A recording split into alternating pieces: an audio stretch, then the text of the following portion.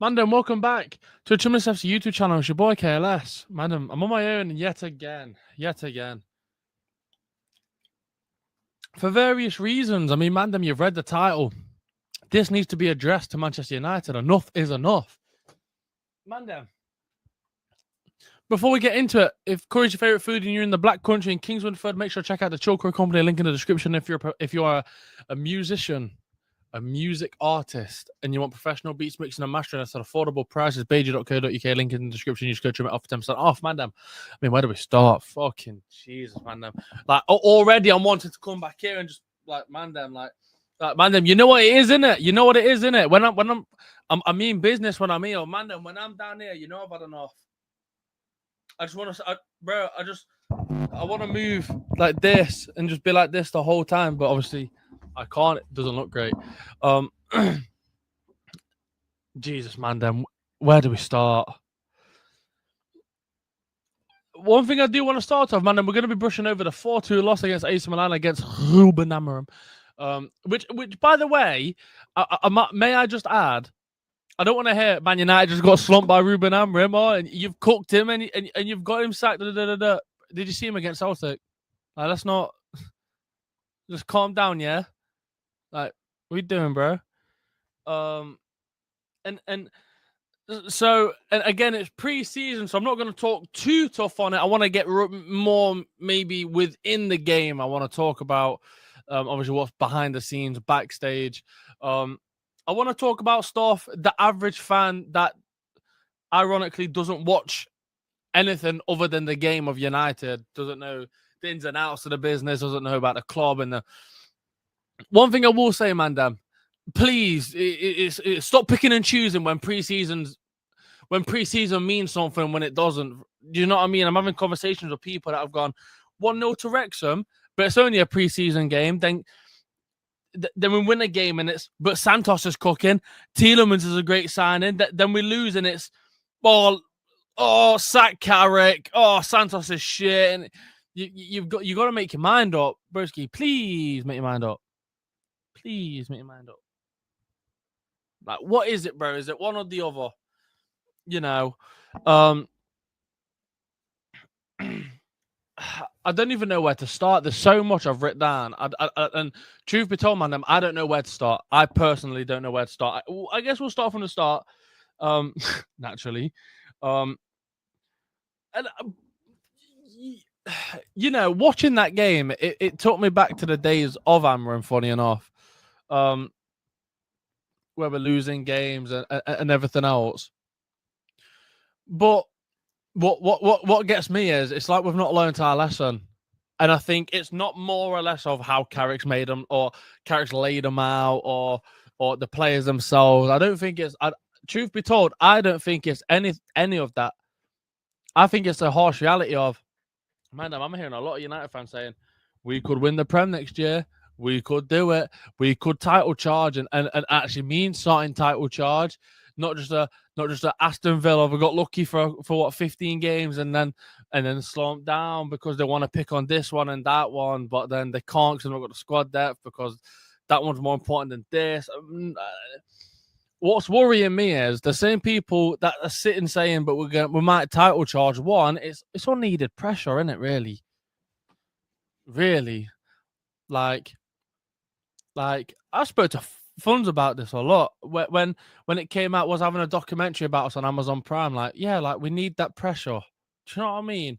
This is the best opportunity we've got in a while, and you want to add more pressure. Like, it's not sustainable. But what's getting to me is I'm watching the game, seeing the names on that pitch. You know, I'm looking at it going, man, then we've all sat here and watched the struggle with 2 games a week. You've watched it. Even if we're not even in no cup, let's say we have West Ham on a Wednesday, then on a Monday, then we've got Brentford on a Friday or Saturday. We can't manage 2 games in 1 week. Man, I'm looking at the squad. Nothing's changed. We've got the same squad. Do you know what I mean? Like, that's got to be worrying. The same squad that can't not process, but can't elevate themselves to have 2 games a week. We've got the same squad going into next season. And again, it's just it's more or less, it's not confusing, because I think a lot of us expected this. I think we expected a lot more, but due of expectation, there's got to be some sort of insecurity, some disbelief with the belief. You can't believe something and then not have. But then on the other hand, it might, it's like the angel and the devil on your shoulder, isn't it? You can't pick and choose. I'm sorry. With what you believe, there's always disbelief. And well, the worst case scenario has happened. We've signed fucking no one. So yeah, that's worrying me just a slight. And it's a case of we're going into the same squad, and I'm hearing, we've got to do well in the Champions League. How can you say that with the same squad we got last year that got knocked out the Carabao Cup and the FA Cup in the first round against Grimsby and Brighton, who weeks before the Brighton game we beat 4-2? Like, again, I bring it back. There's no consistency in our play, and I mean, with the same squad, we're walking into Dalot right back, and what's getting me a tad bit is, why is Yoro at right back? Me and United Ron, we had this discussion literally last night about Yoro. Like, I love Yoro, and I think he's absolutely our future. And I think if people would say he's not our future, I personally think they're silly. But as of right now, I think he's a bit overrated, because I think people put him in the same bracket as Aiden Heaven. And me personally, I think Heaven and Yoro, I think there's such a margin between them. My man crumbles under pressure. When he don't feel confident, he's shit. The other one, he's just solid 24. Like, but then playing him right back's not going to help him. Like, Lenny Yoro, I think he's fantastic. He's no Kunde. You can't just swap him, and he's not even ready to be a centre back, and you're already wanting him to go to somewhere else. It's confusing him. You may as well play him as a 6. It is. It's confusing. It's mind-boggling. Obviously, on the theme of we're going into next season with the same team and everything else, I mean, we won't talk about how every goal against AC Milan came from Luke Shaw's side, but Luke Shaw can't be our starting left back next season. Can't be. He can't be. Man, I've sat back. You know what this means.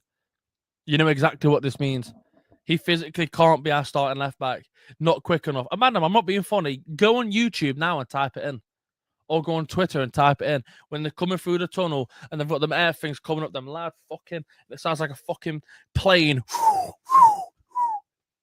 going up in the sky. Luke Shaw's limping on the pitch. Google it. You can say, KLS, that's funny. He gets injured loads. Go Google it, bro, please. I promise. He's limping on the pitch.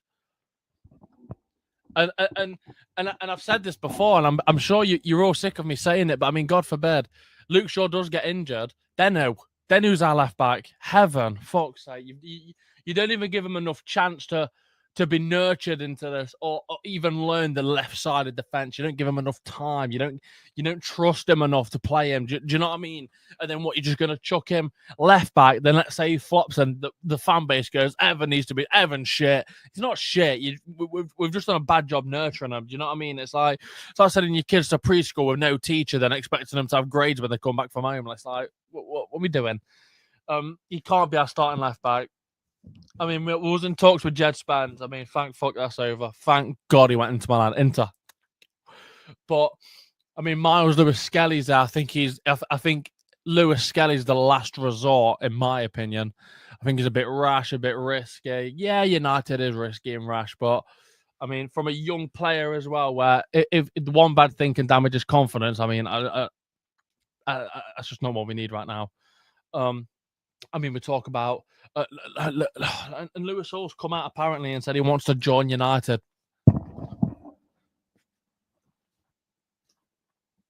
Do you know what I mean? And in you come. And in you come. And it's dicking about with that. Man, I've said this for weeks. Just send a damn bid. If they say, no, we want, I don't give a fuck. Then man can charge 100 mil. I'll pay it now. I'll pay it now. 100 mil for Lewis Hall? No. I'm not paying 100 mil for Lewis Hall. I'm paying 100 mil to get Luke Shaw fucked off and shipped off somewhere else. Please appreciate the difference. Okay, that's so funny. Who's laughing, bro? I'm being so dead ass, bro. Luke Shaw has to leave. He is not good enough no more. He's what, 32, 31, 32. He's limping on the pitch. Every goal that was conceded against United came from his side, majoritarily. He has to go. And with transfers, and on the topic of transfers, I want to bring in, Mandem, I read from multiple sources when the season ended, Michael Carrick was to be given more say in the transfers than Ruben Amorim. Bear that in mind. Multiple sources came out and said Michael Carrick will have more say in the transfers than Ruben Amorim ever did. One, utter bollocks. He's managed Middlesbrough, and that's it. But yet our manager isn't allowed to have that many utter bollocks. And then we get to still sign a big name. I'm sorry, but Amorim signed in Buemo. I don't care how you look at him now. At that time, it was arguably top 3 wingers in the Prem. You'd probably say Saka, Salah, Mbeumo, consistent for Brentford every single season, 10 plus goals, Mr. Consistent. Man, not last season, season before. God, honestly, Mbeumo and Vissa, but because he's joined United now, the goalpost is changing. It's, oh no, Mbeumo weren't that great. Shut up, you donkey. Again, a top 3 winger in the Premier League. You got Cunha single-handedly held Wolves up. Man, them. And then they say, yeah, but he played for Wolves. And where are Wolves now? And where are Wolves now? Because Wolves didn't actually lose that many people. Factually, they didn't lose that many people. They lost Cunha and Aït-Nouri. Gomez was still there at the time. Obviously, he's left. Andre. Man, them is accountability. Even Sesko, I'm sorry, but and how do you want to do this? But Sesko wasn't a big signing. You got gassed over Xavi Simons, G. I can't hear it, bro. Like, do you know what I mean? They came from the exact same place. I can't hear it. But you're wrong, KLS, because Tielemans isn't even top 5 in his position. What we doing?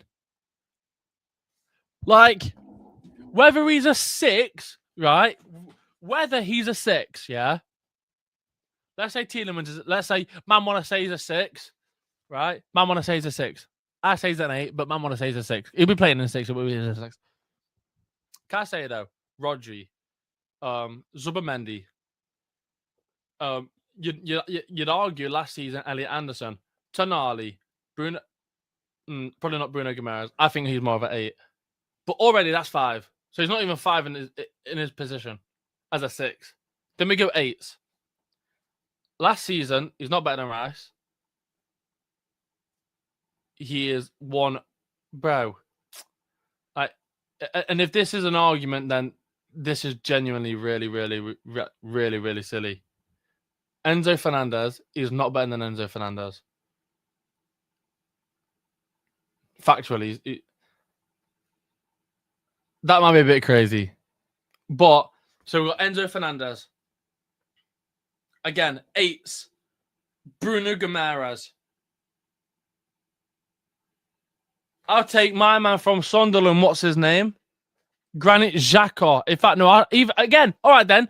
But Xhaka's not an 8. Then you've proven my point even more, because even if as a 6, he's Tielemans ain't even top 6. We're talking players like, again, 8. So we've said who? I take Bernardo Silva over Tielemans.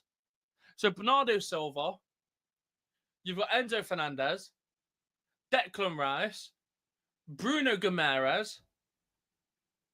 If you want to be cheeky and put Xhaka in the 6 and Tonali as an 8, then that's Tonali. So yet again, he's still not top 5. A man might say, but go on then, KLS. Give me a couple more. Bro, he's not better than Szoboszlai. Nowhere near Szoboszlai. He's not better than Curtis Jones. Actually, no, that's cap. He is better than Curtis Jones. But do you see my argument, man? Then the names keep spewing out with Tielemans. I'm not hearing Tielemans is a big name. I'll give you credit. I think Tielemans is a fantastic signing. We're lucky we snooped him before anyone else did. He's still not top 5 in his 2 best positions in the league. Mandem, we'll go through it again. Tielemans, he's not even top 5 as a 6. Granit Xhaka. As a Porsche, you could say Graham Birch, but we went Tonali, Elliot Anderson. At a push, even last season, Casemiro, Rodri. I've already said Rodri, Declan Rice, Zubimendi, Caicedo. So that's 7. It depends how much of a pussy you want to be and go. But he's not really. But these man can play 6. As an 8, Declan Rice, Enzo Fernandez. Even at a strong push, Caicedo, but I think that's a bit cheeky. So Szoboszlai. He's not better than Mainu. Oh, not better than Mainu. He's not better than Bernardo Silva. You could argue. Nah, it's crazy. Let me have a little think. But do you see what I mean, man? 5 came straight to my dome. Better than him. He's not a big signing. It's a great in terms of how lucky. How well of a performance we've put out to get him before next man have. Fantastic. As a signing, he's not a big signing. But he just won the Europa League. So is Joshua Zirkzee better than Declan Rice? Is Joshua Zirkzee better than Bukayo Saka? Gyökeres? Is he better than? Oh, let's have a think. Is he better than Zlatan Ibrahimovic? Is he better than Cole Palmer? Is he better than Morgan Rogers? Because Zirkzee's got a Champions League medal. Xerxes, choreographically, he's won a Champions League at Bayern Munich. Saka, Gyökeres, Rice haven't won a Champions League. Morgan Rogers hasn't won a Champions League. Just moved to 117 mil, by the way. So I don't want to hear, but they just won the Europa League. Well, then Xerxes better than your entire squad of Arsenal. Better than the majority of Chelsea. Better than well, even now at a push Man City.